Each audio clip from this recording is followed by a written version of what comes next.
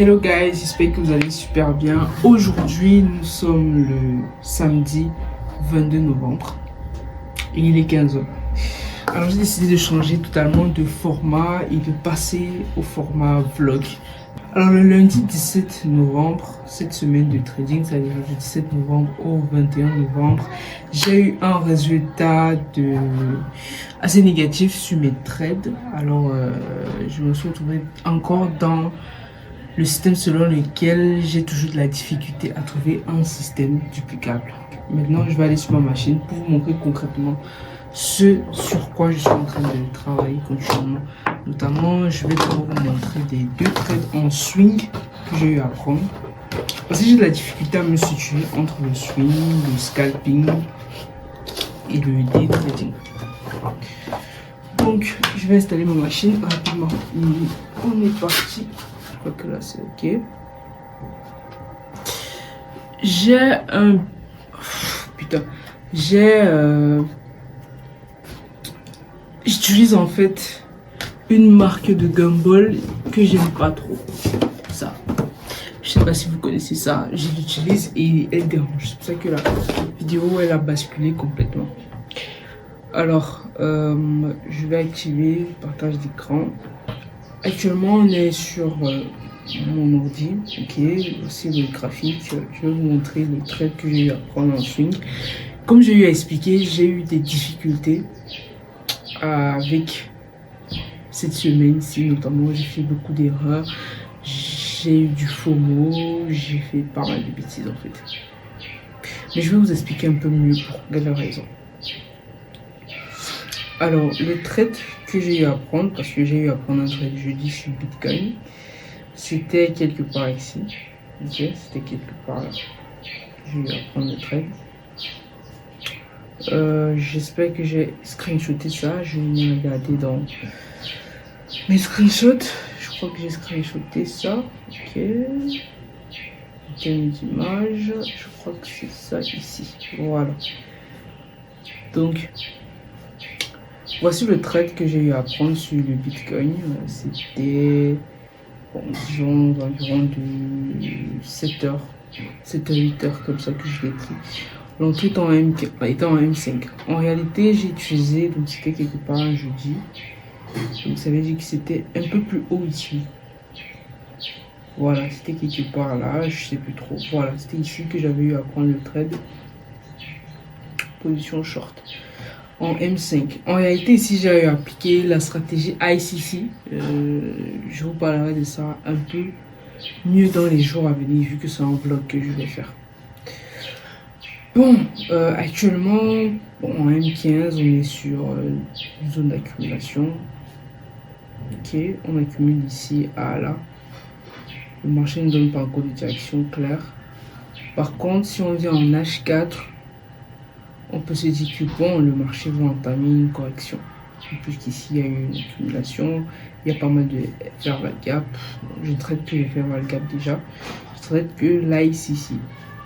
Et en 1 heure, on peut voir que le marché est vraiment en train de corriger. Donc, si le marché casse ce range, en réalité, il me montre une direction qu'il est en train de corriger.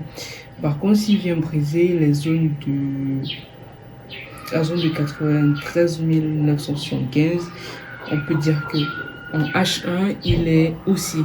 Par contre en H4 on est encore berge. Donc, en H4 on va diminuer aussi et là je vais plutôt chercher des positions en H2. Bon, ici je ne cherche pas à prédire si le Bitcoin va chuter ou pas. C'est pas mon job c'est juste d'aller dans le sens où le marché part. C'est ça là ici en fait. On n'est pas là pour savoir où est-ce que le marché va aller, comment est-ce que le marché va faire. On s'en fout. On veut juste suivre les pas du marché. Maintenant sur le Bitcoin, le gold, j'ai eu à prendre un trade ici sur le gold. Je dis toujours, c'est un trade swing et je vise les 3800, c'est-à-dire le dernier aussi que le marché nous a fait avant de remonter. Et on peut voir que là on a une ligne de tendance. Déjà je traite pas une ligne de tendance, je les utilise parce qu'on est niveau de liquidité. Donc là on a rejeté. Moi à mon avis, si c'est qu'on prend ce bas-ci, c'est-à-dire là où je mets mon alarme, les 4000, si on arrive aux 4000 $, potentiellement le prix va continuer jusqu'à venir chercher ce bas. Par exemple, la caisse ici que j'ai mis mon TP final. Donc je suis quasiment à RR23. Actuellement, j'ai le trade en cours sur l'un de mes comptes. Attendez, je vais chercher MT5. Je sais pas si vous allez me suivre, j'ai pas mis de micro. Donc là, ici, j'ai un trade en cours. J'ai pris un lot de 0,03. C'est pas énorme, mais par rapport au gold, ça rapporte pas mal. Déjà, j'ai aussi à signaler que j'ai eu à perdre deux comptes la semaine passée de propre film.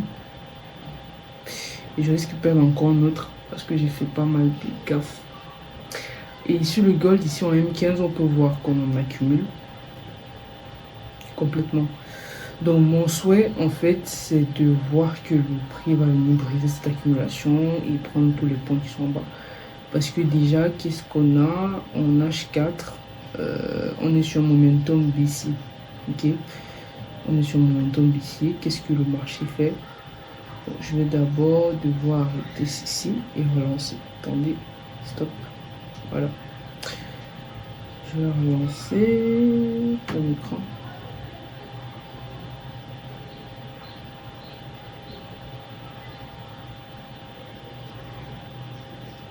Je relance la capture d'écran. J'utilise plus OBS Studio parce que ça dérange ma machine, je sais pas trop. Alors ici en H4, on va voir qu'on est sur une tendance baissière. On fait en haut et là on vient briser en fait ce bas. Donc on passe baissier, pour moi on passe baissier complètement. Et là le marché est venu corréler sur VG. Et mon souhait c'est qu'on continue à être bearish. Donc on vient chercher en bas ici, peut-être faire ça et aller chercher limite ce bas-ci. Ou tout simplement on va chuter parce qu'il y a pas mal d'annonces économiques. Je crois le 25 c'est mardi. Bon, on a des annonces économiques mardi, on a aussi des annonces économiques mercredi et puis jeudi aussi je crois. Les FOMC je crois que c'est la semaine qui vient. Donc si les annonces économiques sont en notre faveur, on va potentiellement chercher. Par contre, si on casse mon range sur une 15 à la hausse, moi je vais juste clôturer mon trade parce que pour moi ça va juste signifier que le marché s'inverse potentiellement pour aller chercher des plus hauts, tout simplement. Et ça arrive. Le marché ne peut pas être continuellement en tendance baissière. Sur l'euro USD, actuellement, je n'ai rien du tout. La connexion.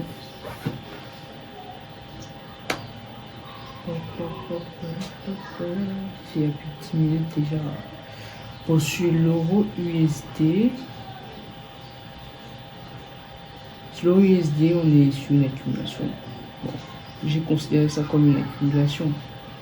Parce que si je prends ce niveau, je le mets ici en bas. Je descends. Oh, c'est pas pourquoi le truc s'y dérange comme ça. Désolé, la caméra dérange. Oh merde. C'est pas pourquoi. Si je le mets là, pour moi on est sur une accumulation à M15. Mais en H4, on est bearish. Pour moi aussi, on est bearish. Oh, pourquoi le truc s'y veut déranger?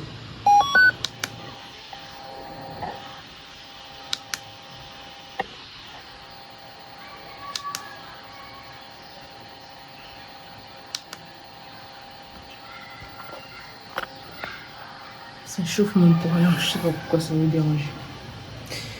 Désolé pour la caméra. Je crois que je vais l'enlever, la caméra la dérange. Oh merde. C'est quoi le problème de cette caméra? Je sais pas. Bon, j'espère que ça va.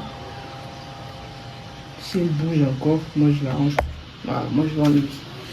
Hop, je vais enlever ça. C'est souvent à la fin. Bon, je vais devoir placer ça comme ici. Hop, j'espère que vous allez devoir me voir. Bon, je disais tantôt que en euro USD, bon, pour moi on est bearish. Ok, on est bearish parce que qu'est-ce qu'on a? On a un high, un low, un high, Et on a un lot ici. Ok, ça en H4. Donc on attend potentiellement une correction pour continuer à être bearish.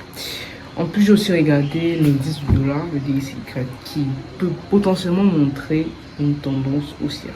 Et ça va impacter fortement l'euro USD. Donc déjà, voici un peu les trois actifs sur lesquels j'ai décidé de me restreindre. De temps en temps, je check le Nasdaq et l'US 30. Donc actuellement, je suis en train de voir entre trader l'euro USD et prendre le Nasdaq. Donc je suis encore en train d'observer, mais déjà le Bitcoin et le Gold, ce sont les deux actifs pardon, sur lesquels je travaille. Ok, je vais mettre pause, stop ici. J'ai fini avec les graphiques et je vais passer à autre chose.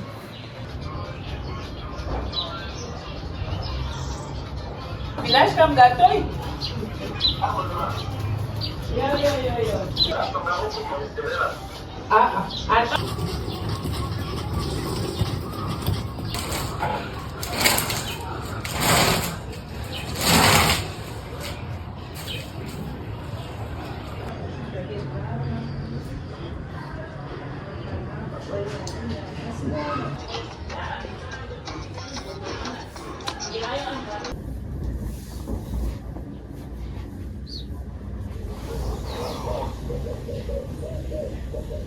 Les gars, je viens de finir ma séance de sport. Là, actuellement, je vais aller faire autre chose. Le montage vidéo de mes chaînes YouTube. Bon, je dirais ma chaîne YouTube. Je comptais faire deux chaînes YouTube sur deux thématiques différentes, mais j'ai décidé de me concentrer sur une seule chaîne YouTube. Je vais publier différents types de contenus sur cette chaîne-là. Pas celle-ci, j'ai une autre chaîne. Donc, et ce que je peux partager comme conseil ici, que j'ai appris, c'est que lorsqu'on fait du trading, il faut avoir d'autres activités à côté. Sinon, on peut perdre la boule. Parce qu'à un moment donné, j'avais arrêté toutes mes activités, vraiment tout. J'étais focus que sur le trading. J'avais même arrêté le sport. Et c'était pas évident en fait. Donc j'ai décidé de reprendre ces activités. Donc là, je vais aller monter mes vidéos. Je vais faire 1 heure de lecture et 1 heure de visionnage de certaines vidéos YouTube. Notamment une vidéo YouTube sur le trading d'un youtubeur. Il y a une de ces vidéos que j'ai envie de regarder. Je me dis que ça pourrait m'apporter de la valeur. Et je vais aussi regarder une vidéo YouTube sur une autre thématique qui concerne la création des vidéos sur YouTube. Donc vraiment c'est ma troisième activité, parce que ma première activité, je suis enseignante de lycée, de collège. J'enseigne les mathématiques. Deuxièmement, je fais le trading. Troisièmement, j'ai une chaîne YouTube. Et j'avais une quatrième activité que je peine actuellement à relancer, c'est la création des vidéos pour des entreprises. J'avais commencé à faire ça, mais bon, à cause du trading, j'ai dû stopper tout ça. Pourtant, je m'étais déjà équipé. Vraiment, je m'étais déjà équipé. J'avais acheté tout le matériel qu'il fallait. Mais bon, je vais voir comment dans les jours à venir, je vais me relancer dans cette activité-là. Et j'avais lancé cette activité avec une chaîne TikTok, avec un compte TikTok. Bref, trêve de bavardage, on est parti pour le travail. J'ai 4 heures de travail et actuellement il est 17h30 passé, je crois. Donc, limite, je me coucherai peut-être à 22h. Donc là, maintenant, je vais faire 45 minutes de montage. Après, j'ai la prière de 18h30. Et puis, après la prière, je vais continuer à faire 30 minutes. Bon, 45, 1h15 de montage. Ensuite, je vais manger. Et puis, pour terminer, je vais lire et regarder une vidéo YouTube. C'est tout. Donc, ça se résume en 3 heures. Et donc 4 heures. Bon, après.